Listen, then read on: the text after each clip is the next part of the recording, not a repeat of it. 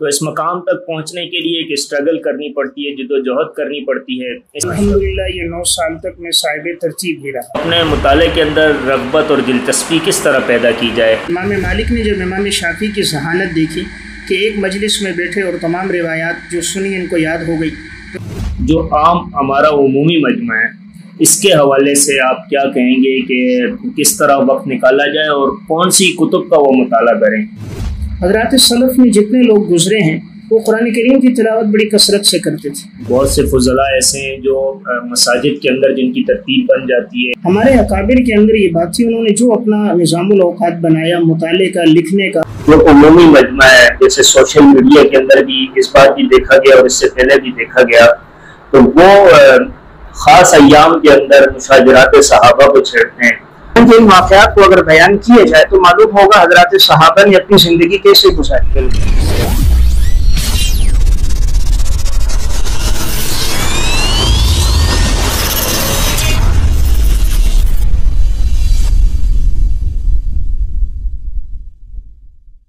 بسم اللہ الرحمن الرحیم۔ السلام علیکم ورحمۃ اللہ وبرکاتہ۔ آپ دیکھ رہے ہیں پروگرام گفتگو اور میں ہوں فیضان شہزاد۔ آج کا ہمارا پروگرام علم دوست، کتاب دوست اور مطالعے کے رسیا ان لوگوں کے لیے ہے جو علمی دنیا کے اندر اپنا ایک مقام بنانا چاہتے ہیں اور کتاب کے ساتھ محبت کرنے والے لوگ ہیں، کیونکہ ہمارے ساتھ آج کے پروگرام میں موجود ہیں معروف علمی شخصیت حضرت مفتی نعمان صاحب۔ مفتی صاحب بہت شکریہ، آپ ہمارے پروگرام میں تشریف لائے، ہم آپ کو اپنے پروگرام میں خوش آمدید کہتے ہیں۔ مفتی صاحب، اس وقت علمی حوالے سے اگر دیکھا جائے، ایک سرسری سی نگاہ ڈالی جائے تو بہت سی کتابوں کے تقریباً 45 کتابوں کے مصنف اور مؤلف ہیں۔ مفتی صاحب کی کتابیں حال ہی میں پاکستان کے علاوہ ہندوستان کے اندر، ایران اور افغانستان کے اندر بھی شائع ہوئی ہیں، اور مفتی صاحب کی ایک کتاب قواعد الفقہ مردان کی یونیورسٹی عبد الولی خان یونیورسٹی کے اندر داخل نصاب بھی ہے۔ اس کے علاوہ ملک پاکستان کے مختلف مدارس کے اندر تخصصات کے اندر مفتی صاحب کی کتابیں پڑھائی جاتی ہیں۔ اس کے علاوہ مفتی صاحب ملک پاکستان کی ایک معروف درسگاہ جامعہ انوار العلوم میں تدریس کے فرائض بھی سر انجام دے رہے ہیں، اور اس کے علاوہ مفتی صاحب کے مختلف اسفار پورے پاکستان کے اندر علمی گفتگو کے حوالے سے ایک نام رکھتے ہیں۔ تو ہم مفتی صاحب کی طرف آئیں گے۔ سب سے پہلے مفتی صاحب سے ہم پوچھیں گے، مفتی صاحب آپ کا الحمدللہ علمی دنیا کے اندر ایک بڑا مقام ہے، تو اس مقام تک پہنچنے کے لیے ایک اسٹرگل کرنی پڑتی ہے، جدوجہد کرنی پڑتی ہے۔ اس حوالے سے جو آپ نے بچپن سے لے کر اب تک جو محنت کی، اسٹرگل کی، وہ ہمارے سامعین کو بتائیے گا کہ کس حوالے سے آپ نے کتنی محنت کی ہے ماشاءاللہ سے۔ بسم اللہ الرحمن الرحیم۔ میں نہایت ممنون اور مشکور ہوں جناب مولانا محمد فیضان شہزاد صاحب کا اور اپنے دیگر ساتھیوں کا۔ اللہ رب العزت ان حضرات کی جان مال عمر صحت میں برکتیں نصیب فرمائے۔ آمین۔ الحمدللہ شروع ہی سے اللہ رب العزت کا بہت بڑا فضل و کرم تھا کہ اللہ تعالیٰ نے علم کے ساتھ شوق، محبت، مطالعے کے ساتھ ایک رغبت اور تعلق ابتدائی سے تھا۔ میں نے متوسطہ سوم سے پڑھا ہے دورہ حدیث تک، یہ تقریباً 9 سال کا عرصہ بنتا ہے، اور الحمدللہ یہ 9 سال تک میں صاحب ترتیب ہی رہا۔ سبحان اللہ۔ تو الحمدللہ اس دوران کوئی ایک چھٹی بھی نہیں ہوئی، ناغہ بھی نہ ہوا، رخصت بھی نہ ہوئی۔ تو حالانکہ زندگی میں بہت سے دن آتے تھے، کبھی بیماری کے حالات، کبھی مصائب، کبھی پریشانیاں، خوشی اور غم کے دن بھی آتے رہے، لیکن الحمدللہ ابتدا سے ہی ایک شوق تھا کہ سبق میں ناغہ نہ ہو، اور یہ بھی محض اللہ رب العزت کا فضل و کرم تھا کہ ابتدا سے ہی پڑھتے ہوئے ہر امتحان میں کوئی نہ کوئی پوزیشن بھی آتی رہی، کبھی پہلی، کبھی دوسری، کبھی تیسری، اور تقریری مقابلے میں بھی مسابقے کے دوران کبھی اول، کبھی دوم، سوم نمبر پہ آتا رہا۔ اور الحمدللہ دور طالب علمی کا جو زمانہ میرا گزرا تو وہ بھی مطالعے ہی میں گزرا۔ دوپہر جب گھر آتا تب بھی مطالعہ ہوتا، عصر کے بعد بھی، مغرب بھی، عشاء بھی۔ اب بھی الحمدللہ یہ معمول ہے کہ میرا رات مطالعہ تقریباً 12:30 1 بجے تک ہوتا ہے، تو نیند بمشکل 4.5 5 گھنٹے ہوتی ہے، باقی اکثر وقت مطالعے میں گزرتا ہے۔ تو یہ محض اللہ رب العزت کا فضل و کرم ہے، اور انسان کے علم میں جو عمق آتا ہے وہ بھی مطالعے کی وسعت سے ہی ہے۔ اگر انسان مطالعہ جتنا زیادہ کرے تو امید ہے کہ علم میں بہتری بھی ہوگی، علم میں وسعت اور عمق بھی آئے گا۔ اور بننے کا زمانہ طالب علمی کا زمانہ ہی ہوتا ہے۔ طالب علمی کے دور میں جن ساتھیوں نے محنت کی، جن طلباء نے محنت کی، اللہ نے ان کو نوازا۔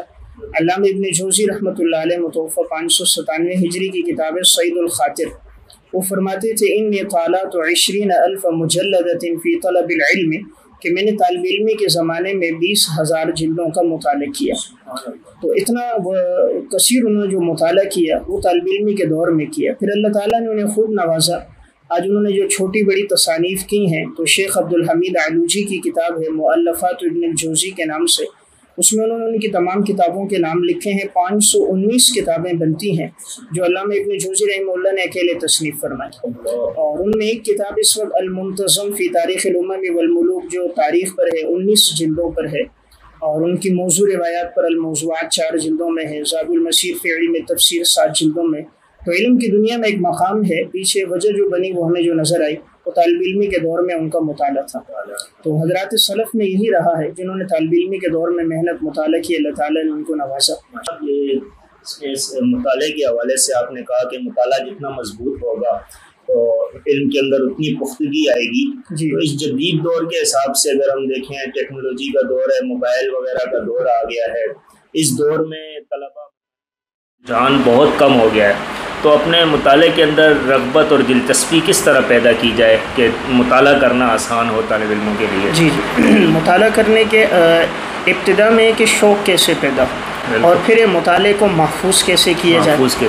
شوق پیدا ہونے کے لیے وہ کتابیں پڑھی جائیں جس میں اسلاف کے واقعات لکھے گئے ہیں، جنہوں نے علم کی خاطر محنتیں مشقتیں برداشت کی اور بڑے طویل اسفار کیے، تو ان کے واقعات پڑھنے سے انسان میں ایک جذبہ پیدا ہوتا ہے۔ اس قسم کی کتابوں میں جیسے خطیب بغدادی رحمۃ اللہ علیہ متوفہ 463 ہجری کی الرحلہ فی طلب الحدیث ہے، کہ علم حدیث کے لیے کن لوگوں نے سفر کیے، انہوں نے تمام واقعات سند کے ساتھ بیان کیے۔ اور ماضی قریب میں ہم دیکھتے ہیں شیخ عبد الفتاح ابو غدہ رحمۃ اللہ علیہ کی قیمت الزمن عند العلماء ہے، صفحات من صبر العلماء علی شدائد العلم والتحصیل ہے، یا العلماء العزاب الذین آثروا العلم علی الزواج ہے۔ تو شیخ نے ان کتابوں میں وہ واقعات ذکر کیے کہ جو محدثین نے ایک ایک حدیث کے لیے طویل اسفار کیے۔ اس سلسلے میں اردو میں میری بھی ایک کتاب ہے علماء سلف کے شوق علم، اس میں تمام محدثین کے اسلاف کے واقعات ہیں۔ اور اگر یہ قربانیوں کا تذکرہ پڑھنا ہو، امام ذہبی رحمہ اللہ متوفہ 748 ہجری کی سیر و اعلام النبلاء تذکرۃ الحفاظ، اس میں اس قسم کے کافی واقعات ہیں۔ تو جب ہم یہ واقعات پڑھیں گے تو ہمارا شوق پیدا ہوگا کہ سلف نے کتنی قربانیاں دیں اور آج ہم علم کو کتنا وقت دے رہے ہیں۔ پھر اس کے بعد ہم مطالعے کو محفوظ کیسے کریں۔ مطالعے کو محفوظ کرنے کے 3 طریقے ہیں۔ سب سے پہلا طریقہ یہ ہے، کوشش یہ کرے انسان اپنی ذاتی کتاب خریدے۔ جب کتابیں اپنی ذاتی ہوں گی تو آدمی مطالعہ کرے گا، دوران مطالعہ اس پہ نوٹس لکھ سکے گا۔ کوئی واقعہ یا کوئی علمی نقطہ یا کوئی بھی حکایت سامنے آئے تو وہ اندر اس پہ نشان لگا لے اور پہلے صفحے پہ اس کو نوٹ کر دے۔ اور اگر ذاتی کتاب نہ ہو تو پھر مطالعے کے دوران اپنے پاس رجسٹر یا کوئی ڈائری رکھی جائے کہ جس ڈائری میں انسان اس تمام علمی نکات کو، اپنے نوٹس کو محفوظ کر سکے۔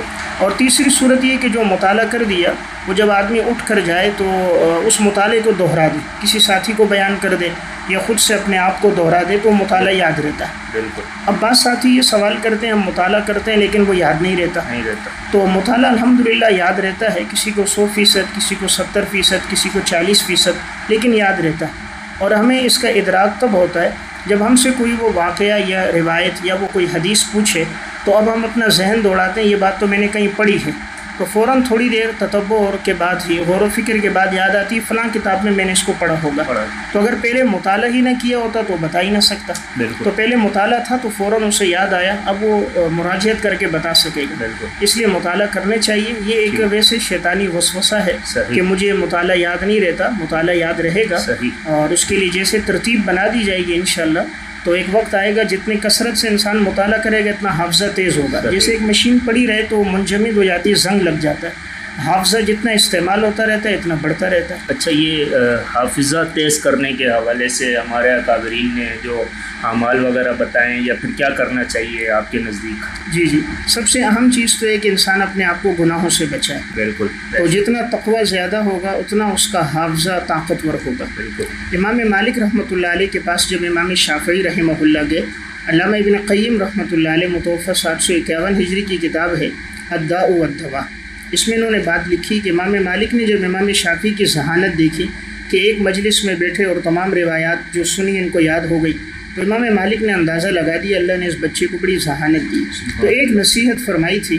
انی ارا قد القى فی قلبک نورا فلا تطفئه بظلمۃ المعصیہ، پیارے بیٹے اللہ نے آپ کے دل میں علم کا نور ڈالا ہے، اسے گناہوں کی ظلمت کے ساتھ مٹانا نہیں، اللہ اکبر، اسے گناہوں کی ظلمت کے ساتھ مٹانا نہیں۔ تو امام شافعی فرماتے ہیں میں پھر زندگی بھر گناہ سے بچتا رہا، اللہ کی نافرمانی تو زہر ہے، یہ تھوڑی بھی نقصان دیتی ہے زیادہ بھی نقصان دیتی ہے، اللہ کی نافرمانی ایک اژدہا ہے، چھوٹا بھی ڈستا ہے بڑا بھی ڈستا ہے، خالق کائنات کی نافرمانی گویا کہ ایک بچھو کی مانند ہے، چھوٹا بھی نقصان دے گا بڑا بھی نقصان دے گا، ایک انگارے کی مانند ہے، انگارہ چھوٹا بھی نقصان دیتا ہے بڑا بھی دیتا ہے۔ تو پہلی چیز کہ ہمارا مطالعہ جو محفوظ رہے گا وہ ہمیں گناہوں سے بچنا ہوگا، گناہوں سے بچنے کا نام تقویٰ ہے۔ قرآن کریم میں اللہ رب العزت نے بھی علم کو تقویٰ سے جوڑا، واتقوا اللہ ویعلمکم اللہ، تقویٰ ہوگا تو اللہ تعالیٰ علم عطا فرمائے گا۔ حضرات سلف میں آپ دیکھیں گے ان میں تقویٰ زیادہ تھا، اس لیے اللہ نے ان کو فہم و فراست علم وہابی عطا فرمائی۔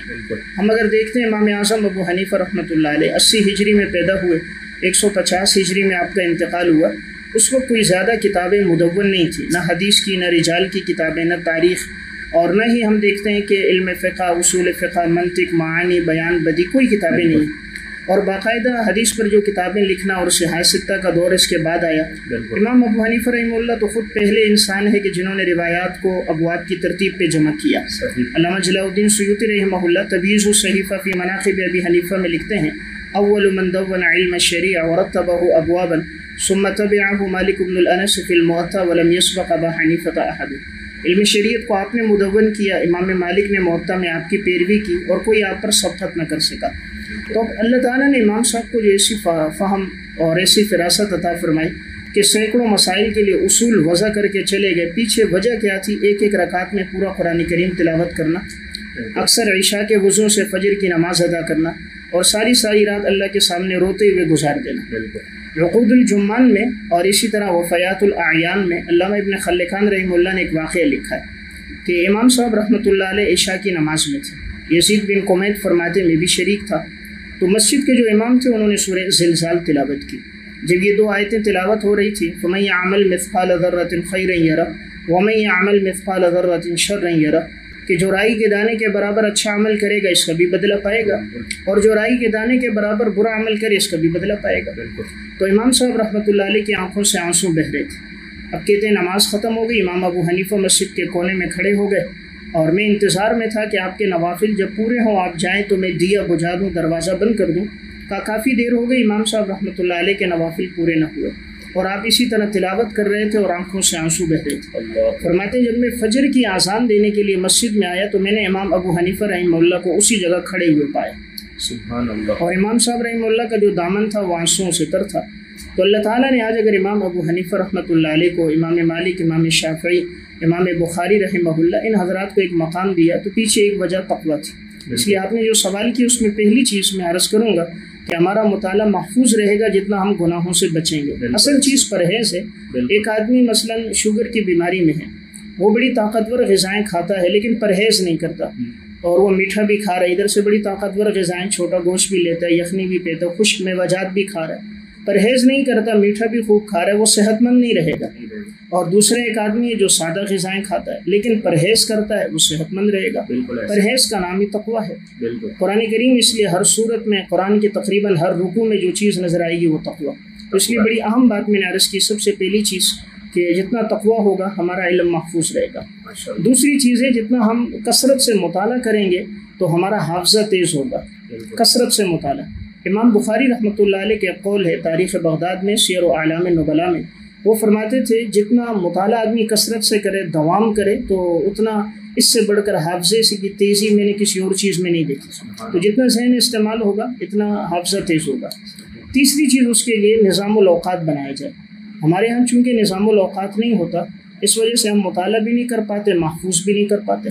تو اگر ہم صبح سے لے کے رات سونے تک اپنی زندگی کا ایک نظام الاوقات بنائیں، اس وقت میں نے یہ کتاب پڑھنی ہے، اس وقت اس چیز کا مطالعہ کرنا ہے، تو پھر انشاءاللہ نظام الاوقات کی برکت سے وقت بھی زیادہ ملے گا اور ہمارا علم اور مطالعہ محفوظ بھی ہوگا ماشاءاللہ۔ اس کے ساتھ ایک چیز اور بھی میں جوڑوں گا، وہ یہ کہ اس کے ساتھ آدمی اللہ سے دعا بھی کرتا رہے۔ دعاؤں میں اللہ نے بڑی طاقت رکھی ہے کہ جو وہ پڑھ رہا ہے تاکہ وہ علم اس کا محفوظ بھی رہے، اور اپنی زندگی میں موانع دیکھے کس چیز سے مطالعے سے دلچسپی کم ہو رہی ہے، کیا وجہ بن رہی ہے کہ مطالعے میں دل نہیں لگ رہا، تو وہ موانع دیکھ کر اس موانع کا تدارک کرے۔ اور یہ فجر کے وقت جو وقت ہے بڑا قیمتی ہے، اگر اس میں یہ کوشش کی جائے کہ فجر کی نماز کے بعد سے لے کر انسان اشراق تک قرآن کریم کی تلاوت کرے۔ حضرات سلف میں جتنے لوگ گزرے ہیں وہ قرآن کریم کی تلاوت بڑی کثرت سے کرتے تھے، اور اپنے اس وقت کو وہ لوگ تلاوت میں لگاتے تھے۔ تو اگر یہ وقت ہمارا تلاوت میں لگے 2 سپارے 2.25 سپارے ہوں، پھر اشراق کی نماز پڑھ کے ہم اپنے معمولات شروع کریں، تو دن بھر میں دیکھیں گے وقت بھی زیادہ ملے گا، سستی اور کاہلی بھی نہیں ہوگی، مطالعے کی طرف جستجو لگن بھی ہوگی، اور جو پڑھا ہے وہ انشاءاللہ یاد بھی رہے گا انشاءاللہ۔ اچھا مفتی صاحب، یہ مدارس دینیہ میں ہمارے جو طلبہ پڑھتے ہیں یا پھر مدارس سے منسلک جو علماء کرام ہیں یا مساجد سے منسلک، ان کے لیے تو یہ آسان ہوتا ہے کہ وقت نکالنا مطالعے کے لیے۔ جو عام ہمارا عمومی مجمع ہے، اس کے حوالے سے آپ کیا کہیں گے کہ کس طرح وقت نکالا جائے اور کون سی کتب کا وہ مطالعہ کریں تاکہ ان کی رغبت بڑھے؟ مدارس میں تو صحائح ستہ وغیرہ یا فقہ تفاسیر کی بہت سی کتب ہوتی ہیں جو وہ پڑھتے ہیں، مطالعہ کرتے ہیں۔ عام عمومی مجمع کے لیے آپ کیا گائیڈ کریں گے کہ کون سی کتب کا وہ مطالعہ کریں؟ جی، پہلے تو اس کے لیے وقت کیسے نکالیں، وہ انشاءاللہ نظام الاوقات اگر وہ اپنا ترتیب دے دیں گے تو اس سے ان کا وقت خود ہی نکل جائے گا۔ ہر آدمی کو اپنی مصروفیت کا اندازہ ہوتا ہے کہ میرے کون سے اوقات مشغولیت کے ہیں اور کون سے اوقات فرصت کے ہیں۔ تو اگر فجر کی نماز کے بعد سے لے کے رات سونے تک پورا ایک نظام الاوقات بنا دیا جائے، پھر انشاءاللہ اس نظام الاوقات میں جو وقت مطالعے کا ہے اس کی پابندی کی جائے، اس میں کبھی اس کو ترک نہ کیا جائے۔ ہمارے اکابر کے اندر یہ بات تھی، انہوں نے جو اپنا نظام الاوقات بنایا مطالعے کا، لکھنے کا، ساری عمر اس کی بڑی پابندی کی۔ حضرت مولانا عبد الماجد دریابادی صاحب رحمۃ اللہ علیہ کی کتاب ہے مجالس حکیم الامت، اور حضرت کی کہ معاصر حکیم الامت۔ تو معاصر میں حضرت نے ایک بات نقل کی، فرماتے ہیں کہ حضرت کے پاس ملنے کے لیے حضرت شیخ الہند رحمۃ اللہ علیہ، جو حضرت کے استاذ ہیں، حضرت حکیم الامت مولانا اشرف علی تھانوی صاحب رحمۃ اللہ علیہ، حضرت نے اپنے استاذ کی خوب خدمت کی، ان کے ساتھ بیٹھے رہے، پھر فرمایا کہ حضرت اگر آپ کی اجازت ہو یہ وقت میرا تھوڑا لکھنے کا ہے، تھوڑا میں لکھ لوں۔ تو گئے، تھوڑا سا لکھا، جلدی واپس آ گئے۔ انہوں نے فرمایا بہت جلدی آ گئے، فرمایا اس لیے آیا کہ ناغا نہ ہو تاکہ برکت ختم نہ ہو جائے۔ تو حضرت حکیم الامت رحمۃ اللہ علیہ صلی اللہ نے جو بہت بڑا کام لیا، تو بنیادی وجہ ہمیں ان کا نظام الاوقات نظر آتا ہے۔ آج بھی جو بڑے لوگ ہیں تو ان کی زندگی کا یہ بنیادی وصف ہے۔ تو ایک تو میں عرض کروں گا وہ ساتھی اپنی زندگی کا ایک نظام الاوقات بنائیں، پھر اس میں جو وقت مطالعے کا ہے اس میں اپنا مطالعہ ہی کریں۔ اگر کبھی اس میں رکاوٹ آ رہی ہے، ان موانع کو دیکھ کر زندگی سے نکالیں۔ بسا اوقات موانع موبائل بنتا ہے، بسا اوقات دوست بنتے ہیں، بسا اوقات باہر گھومنا پھرنا، چکر لگانا یہ بنتا ہے۔ تو ایسے جو بھی موانع ہیں رات دیکھا جائے، محاسبہ کر کے انسان اس کو نکالے۔ اب وہ کون سی کتابیں پڑھے، اس کے لیے ہر ایک کی علمی سطح الگ الگ ہوتی ہے۔ ایک تو یہ کہ کوئی بالکل ابتدا سے شروع کر رہا ہے تو اس سے تو یہ مشورہ دیا جائے کہ ابتدا میں حضرت مفتی شفیع صاحب رحمۃ اللہ علیہ کی سیرت خاتم الانبیاء ہے، حضرت مولانا محمد ادریس کاندیلوی رحمۃ اللہ علیہ کی بڑی جامع محققانہ کتاب ہے، اور سیرت مصطفیٰ اس کا مطالعہ رکھا جائے۔ اور اس طرح علامہ شبلی نعمانی رحمۃ اللہ علیہ کی سیرت النبی ہے۔ تفسیر میں کوئی اردو میں پڑھنا چاہے تو نہایت جامع تفسیر عثمانی ہے، اور اگر فقہی انداز میں دیکھنا چاہے تو حضرت مفتی محمد شفیع صاحب رحمۃ اللہ علیہ کی معارف القرآن ہے، اور اگر علمی انداز میں پڑھے تو تفسیر مدارک ہے، حل قرآن کے لحاظ سے بہت مفید تفسیر ہے۔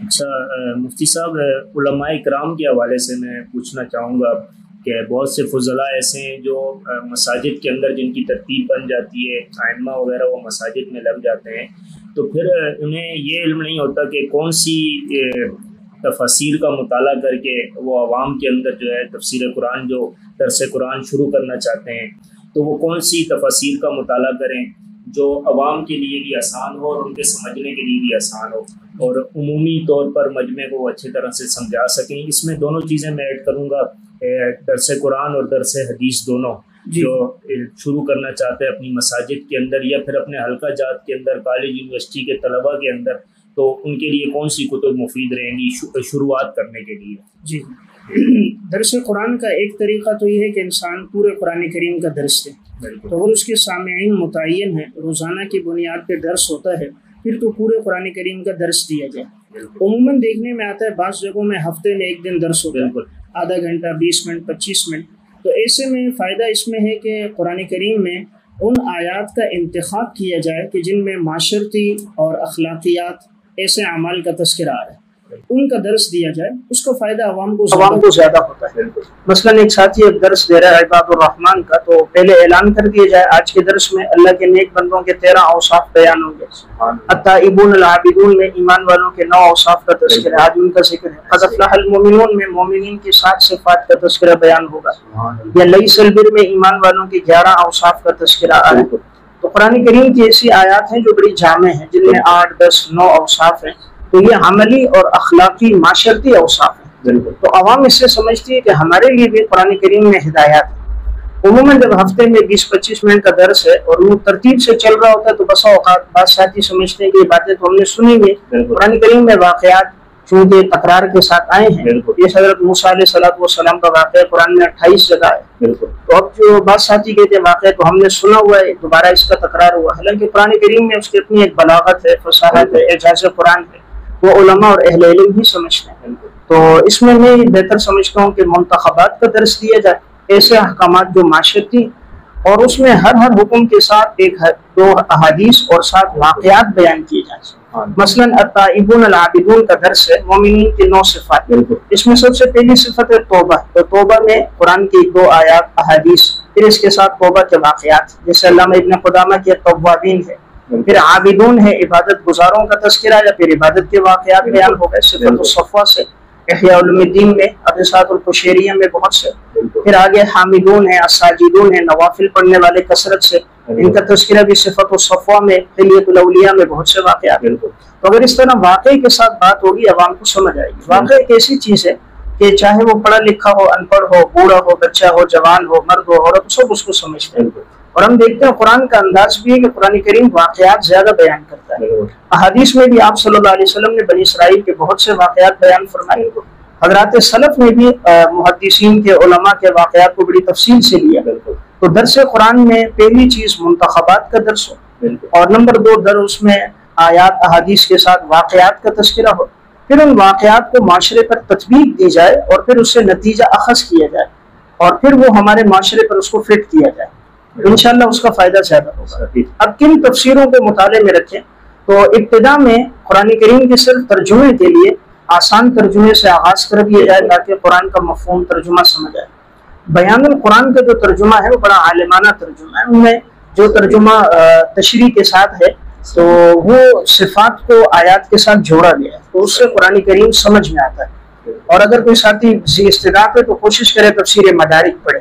امام نصفی رحمہ اللہ متوفی 710 ہجری کی حل قرآن کے لحاظ سے مختصر تفاسیر میں نہایت مفید تفسیر ہے، اور اس تفسیر کا کوئی ثانی نہیں۔ آج بھی عرب کے مدارس میں یہ تفسیر نصاب کا حصہ ہے، تو اس لیے میری ایک رائے ہوگی کہ ہمارے علماء تفسیر مدارک کو مطالعہ کریں، اور اگر ساتھ وقت ہو تو تفسیر قرطبی۔ امام قرطبی رحمہ اللہ کا انداز یہ کہ ایک آیت کے تحت جتنے مسائل مباحث ہیں وہ ترتیب وار بیان کرتے ہیں کہ اس میں 10 مسائل ہیں، 10 مباحث ہیں، تو اس سے سامعین کو زیادہ فائدہ ہوگا۔ اس طرح اگر درس حدیث دینا ہے تب بھی ہم ایسی حدیث کا انتخاب کریں جس میں 4، 5، 6، 7 احکامات ہیں، جیسے اجتنبوا السبع الموبقات، 7 ہلاکت والے گناہوں سے بچو۔ اسی طرح سبعۃ یظلھم اللہ فی ظلہ یوم لا ظل الا ظلہ، 7 آدمی ایسے جنہیں اللہ اپنے عرش کا سایہ نصیب فرمائے گا۔ تو اس طرح جن احادیث میں 8، 10، 7 احکامات ہیں انشاءاللہ اس سے فائدہ ہوگا، اور ان میں بھی ترتیب یہی رکھی جائے کہ درس کے دوران آیات اور احادیث ساتھ ساتھ بیان کی جائے۔ اب کس کتاب سے درس دیا جائے تو بہتر تو ہے مشکات سے دیا جائے۔ مشکات ایک جامع کتاب ہے اور اس میں ہر عنوان کی احادیث الحمدللہ ایک حد تک کافی بڑا ذخیرہ ہے، تو اگر اس سے انتخاب ہو تو زیادہ بہتر ہے۔ اور پھر اس میں اگر ایک ساتھی ان احادیث کے درس دینے کے بعد براہ راست اگر وہ نصوص سے خود کوئی عنوان تلاش کر کے درس دے، تخلیقی عنوان، تو اہل علم کے لیے وہ زیادہ فائدہ مند ہے۔ پچھلے دنوں میں میرا درس چل رہا تھا، والذی نفسی بیدہ، پورے ذخیرہ احادیث میں تلاش کرتا رہا صحیح اور حسن روایات کے اندر، تو تقریباً 72 ایسے مقامات سامنے آئے کہ جن میں اس حکم کو بیان کرتے ہوئے نبی اکرم صلی اللہ علیہ وسلم نے جملہ ارشاد فرمایا والذی نفسی بیدہ۔ تو اسی طرح وہ گناہ جن پر لعنت آئی ہے قرآن کریم میں، احادیث میں، مختلف الفاظ کے ساتھ، اس پہ درس ہوا تو 70 ایسے گناہ سامنے آ گئے۔ وہ اعمال جن کو آپ صلی اللہ علیہ وسلم نے بیان کرتے ہوئے لفظ احب استعمال فرمایا، یحب یا محبوب استعمال فرمایا، ایسے جب ان اعمال پہ درس ہوا تو 70 ایسے اعمال سامنے آ گئے۔ لیس منا لیس منی ایسے گناہ جن کے بارے میں حضور نے فرمایا، 22 ایسے گناہ جن کا روایات میں تذکرہ ہے صحیح حسن، ان کا بھی الحمدللہ تذکرہ ہو گیا۔ ایسے اعمال جن سے انسان کے گناہ معاف ہوتے ہیں، تو 70 ایسے اعمال تتبع اور تلاش سے سامنے آئے، جیسے وضو سے گناہ معاف ہو رہے ہیں، نماز سے ہو رہے ہیں، تلاوت سے گناہ جھڑ رہے ہیں، حج سے۔ تو اس طرح اگر آدمی خود سے حدیث کے اندر ایک عنوان تلاش کرے، پھر ایک حد تک اس کا استیعاب کرے اور پھر اس کو بیان کرے، تو اس کا فائدہ سامعین کو بھی ہوگا اور اسے بھی ہوگا۔ پچھلے دنوں میں ایک موضوع رہا کہ ایسے گناہ جن پر غضب کا تذکرہ آیا قرآن میں، حدیث میں، تو 20 ایسے گناہ سامنے آ گئے کہ جن میں شارع نے غضب کا ذکر کیا۔ پھر ایک عنوان تھا کہ ایسے گناہ جن پر آپ علیہ السلام نے ایسے اعمال جن پہ رحم اللہ عمران کا تذکرہ فرمایا کہ اللہ اس پہ رحم فرمائے، ان کا ذکر ہوا تو 11 ایسے اعمال الحمدللہ سامنے آ گئے۔ تو اس طرح اگر ایک عنوان ہم حدیث کا لے کر پھر اس پہ مزید اس کو تلاش کیا جائے اور ایک حد تک اس کا استیعاب کیا جائے، اس سلسلے میں اب جیسے کتاب میری چھپی نیک اعمال کو ضائع کرنے والے 60 گناہ، تو قرآن اور حدیث میں ایسے کون سے گناہ جن میں ہفتے اعمال کا تذکرہ ہے، تو جب تلاش کیے گئے تو 60 آ گئے۔ تو اگر جو ساتھی درس دے اور کوشش کرے کہ عنوان کو جامع بنانے کے لیے اور اس عنوان کا احاطہ کرے، ایک حد تک استیعاب کرے، تو ذاتی فائدہ بھی ہوگا، سامعین کو بھی ہوگا۔ اچھا مفتی صاحب، درس قرآن اور حدیث کے بعد جو ہے حضور پاک صلی اللہ علیہ وسلم کے بعد ویسے بھی مقام صحابہ اکرام رضوان اللہ تعالی علیہم اجمعین کا آتا ہے، اور اس دور کے حساب سے اگر ہم دیکھتے ہیں تو جو عمومی مجمع ہے، جیسے سوشل میڈیا کے اندر بھی اس بار بھی دیکھا گیا اور اس سے پہلے بھی دیکھا گیا، تو وہ خاص ایام کے اندر مشاجرات صحابہ کو چھیڑتے ہیں، اور صحابہ اکرام رضوان اللہ تعالی علیہم اجمعین کا جو مقام ہے، اس مقام کو تاریخی روایات کے ذریعے پیش کرتے ہیں، اور تاریخ تو کن لوگوں کی لکھی ہوئی ہے ہمیں بھی علم نہیں ہے، تو ان تاریخی روایات کے طور پر پیش کیا جاتا ہے۔ میری آپ سے یہ ریکویسٹ ہوگی کہ عام عمومی مجمع کے لیے سیرت صحابہ اکرام کی ان کتب کا بتائیں جہاں سے وہ مستند روایات پڑھ سکیں اور صحابہ اکرام کی زندگی کو اپنی زندگی کے اندر بھی لائیں اور اس سے روشناس بھی ہو سکیں۔ جی بڑی اہم بات کی طرف آپ نے توجہ دلائی۔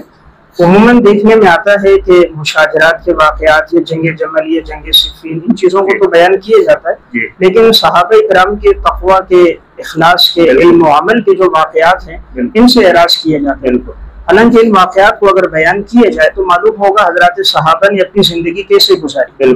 اس سلسلے میں ضرورت بھی ایک ایسی جامع کتاب کی ہے جس میں صحابہ اکرام کے واقعات کو عنوان کی ترتیب پہ، مثلا صحابہ اکرام کا اخلاص، صحابہ اکرام کی شب بیداری، حضرات صحابہ کا ذوق عبادت، صحابہ اکرام کی کثرت سے تلاوت، اللہ کے راستے میں سخاوت، ان کا زہد و تقوی، جہاد میں شرکت، حضور کے نام پر خرچ کرنا، آپ صلی اللہ علیہ وسلم سے ان کی عقیدت اور محبت، اتباع رسول، اطاعت رسول۔ اس طرح صحابہ کرام کی سیرت کے یہ جو واقعات ہیں اسے عوام میں لائے جائے، انہیں معلوم ہو کہ حضرات صحابہ نے زندگی کیسے گزاری، ایمان لانے کے بعد سب کچھ انہوں نے دین کے لیے خرچ کر دیا، پھر ایسے نکلے ہیں کہ کسی کی قبریں قسطنطنیہ میں بنی، کسی کی شام میں، کسی کے اندلس میں، کسی کے عراق میں، سخر تک پہنچے، تو بنیادی بات کیا بنی، دین کے لیے انہوں نے بڑی قربانیاں دی۔ تو اس سلسلے میں ہمیں کن کتابوں سے صحابہ کے زہد و تقویٰ کے واقعات ملیں گے؟ تو اس میں سب سے جامع کتاب ہے علامہ ابن اسیر جزری رحمۃ اللہ علیہ، متوفی 630 ہجری کے اصل الغابہ فی معرفت الصحابہ ہے، اور اسی طرح ان سے پہلے علامہ ابن عبد البر مالکی ہیں، متوفی 463 کی الاستیعاب فی معرفت الاصحاب ہے، حافظ ابن حجر اسقلانی متوفی 852 ہجری کے الاصابہ فی تمییز الصحابہ ہے، اس میں صحابہ کرام کے واقعات ہیں، اور اسی طرح حیات الصحابہ ہے، مولانا محمد یوسف کاندھلوی صاحب رحمۃ اللہ علیہ کی اردو میں بھی ترجمہ ہے، الاصابہ کا بھی اردو ترجمہ ہو چکا ہے، صحابہ کا بھی ترجمہ ہو چکا ہے، تو اگر کوئی ساتھی پڑھنا چاہیں تو ان میں بھی صحابہ کے زہد و تقویٰ کے واقعات ہیں۔ اسی طرح اردو میں سیر الصحابہ دارالاشاعت سے 9 جلدوں میں طبع ہے، حضرات صحابہ اور سلف کی سیرت پر ایک جامع ہے، تو ہمیں عوام کے سامنے حضرات صحابہ کی زندگی کے یہ پہلو لانے چاہیے، تو ہم بجائے ان کی جو غیر مستند روایات، اکثر منقطع، معزل، متروک روایات، کہ ان کے ذریعے سے ایک بات بیان کی جائے، اور قرآن اور حدیث میں جو ان کا مقام اور صحابہ کا مرتبہ اور جو آپ صلی اللہ علیہ وسلم نے ان کے متعلق جو فضائل بیان کی، وہ مستند چیزیں عوام کے سامنے لائی جائیں، اسی طرح حضرات صحابہ اور اہل بیت کے درمیان آپس میں تعلق، آپس میں محبتیں جو رہی ہیں انہیں سامنے بیان کیے جائے کہ ہر موقع پر ایک دوسرے کا کتنا خیال رہا ہے، تو انشاءاللہ اس سے فائدہ زیادہ ہوگا۔ صحیح، جزاک اللہ مفتی صاحب، آپ نے ہمیں وقت دیا۔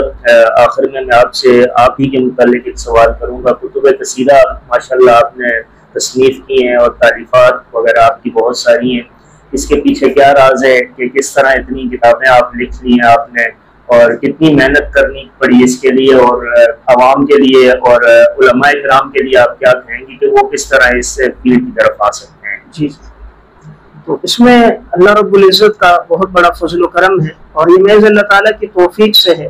دین کا جو بھی کام ہے اللہ تعالیٰ کی توفیق سے، بالکل اللہ رب العزت کی توفیق شامل حال نہ ہو تو انسان کچھ بھی نہیں کر سکتا۔ یہ محض اللہ تعالیٰ کا فضل ہے، اور اللہ تعالیٰ کی توفیق ملتی ہے اعمال پر۔ انسان جتنا اعمال کا اہتمام کرے اپنے حد تک تو اللہ تعالیٰ توفیق دیتے ہیں اس کام کا۔ بس ایک کوشش رہی ہے کہ اعمال کا اہتمام ہو تو الحمدللہ اس کی بڑی برکات ہوتی ہیں۔ خصوصاً اعمال میں ایک سب سے وزنی عمل ہے قرآن کریم کی تلاوت۔ ہمارے اسلاف اس کا بڑا اہتمام کرتے تھے، اور میں بھی کوشش رکھتا ہوں دن میں کم از کم 3 سے 12 قرآن کی تلاوت ہوگا، خصوصاً فجر کے بعد سے لے کر اشراق تک کا وقت تلاوت میں گزرے۔ اشراق ہے، اوابین ہے، دیگر جو اعمال ہیں وہ باقی رہیں، تو خاص طور پہ نظر کی حفاظت ہو۔ اس لیے اس وقت سے اب تک میرا اپنا معمول ہے، میں سادہ موبائل استعمال کرتا ہوں کہ اس میں چونکہ وقت زیادہ لگ جاتا ہے، اگر ایک آدمی واٹس ایپ ہے، فیس بک ہے، یوٹیوب ہے، تو پھر بس اوقات نظر کی حفاظت بھی مشکل ہوتی ہے۔ تو الحمدللہ اس کی وجہ سے اللہ نے حافظہ بھی اچھا دیے، کوئی بات اگر پڑھ لوں تو اللہ تعالیٰ کا فضل ہے وہ بات یاد بھی رہتی ہے۔ تو ایک تو زندگی میں نظام الاوقات رکھا ہے صبح سے لے کر رات تک، اور اس نظام الاوقات کی پابندی کرتا ہوں، یہاں تک کہ میرا معمول میں عصر کے بعد بھی لکھتا ہوں، 15-20 منٹ پہلے اٹھ جاتا ہوں، پھر اعمال میں وقت گزر جاتا ہے، باقی عصر کے بعد لکھنا، مغرب میں اور رات عشاء کے بعد بھی جو عمل ہے الحمدللہ ایک ترتیب ہے وہ مسلسل چل رہی ہے۔ تو ایک تو انسان نظام الاوقات رکھے، اور دوسرا نظر کی حفاظت، اعمال کا اہتمام رکھے، اور تیسرا اس کے لیے جہد مسلسل اور محنت ہے۔ بالکل جن حضرات کو بھی اللہ نے نوازا ہے ان لوگوں نے محنت بہت کی ہے۔ ہم اگر تھوڑا ماضی میں بھی چلتے، امام محمد رحمۃ اللہ علیہ، آج ان کی تصنیفات سے ہم استفادہ کر رہے ہیں۔ فقہ حنفی جو ہم تک پہنچا امام محمد رحمۃ اللہ علیہ کے مرہون منت ہے، اور امام محمد رحمہ اللہ کے بارے میں مفتاح السعادہ میں علامہ طائش کبریزادہ فرماتے ہیں رات کے 3 حصے کیے تھے، ایک حصہ آرام کرتے تھے، ایک حصہ عبادت کرتے تھے، ایک حصہ لکھتے تھے۔ تو جن لوگوں کو اللہ نے نوازا ہے انہوں نے اپنی زندگی کا ایک نظم طے کیا تھا، عبادت کا بھی اعمال کا بھی، اس لیے اللہ نے انہیں خوب توفیق دی۔ تو میری رائے یہ ہوگی کہ ساتھی ایک تو مطالعہ کثرت سے کریں، جتنا انسان کا مطالعہ وسیع ہوگا، چاہے اس کی تدریس ہو، تحریر ہو، تحقیق ہو، تصنیف ہو، سب کے شروع میں تا ہے، اور سب کا تعلق مطالعے کی کثرت سے۔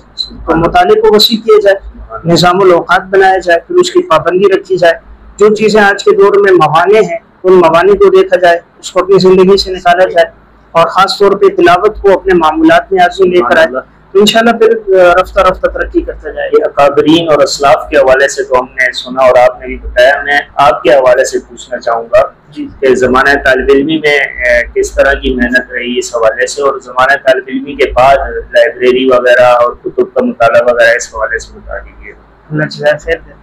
طالب علمی کے دور سے الحمدللہ ایک شوق تھا کہ مطالعے کی کثرت ہو، تو دوران طالب علمی میں جو بھی وقت ملتا، گھنٹہ خالی ہوتا، اس دوران بھی مطالعہ، استاذ چلے گئے اسی دوران کتاب کا حاشیہ، عربی شروحات، ظہر میں وقت ملتا تو اکثر ظہر کا ٹائم میرا مکتبوں میں، لائبریری میں گزر جاتا تھا، عصر کے بعد کا وقت ہوتا، رات کا وقت ہوتا، تو الحمدللہ اس وقت سے ایک نظم چلا، اور پھر میں نے فراغت کے بعد 1 سال دارالعلوم کراچی کی لائبریری مطالعے میں گزارا۔ صبح جانا ہوتا تھا، پھر رات کو بھی 10 ساڑھے 10 بجے واپسی ہوتی، تو پورا دن وہیں گزرتا، اور اس دوران تمام کتابوں کا تعارف لکھتا رہا، حدیث پہ لکھی گئی، رجال پہ، سیرت پہ، تاریخ پہ۔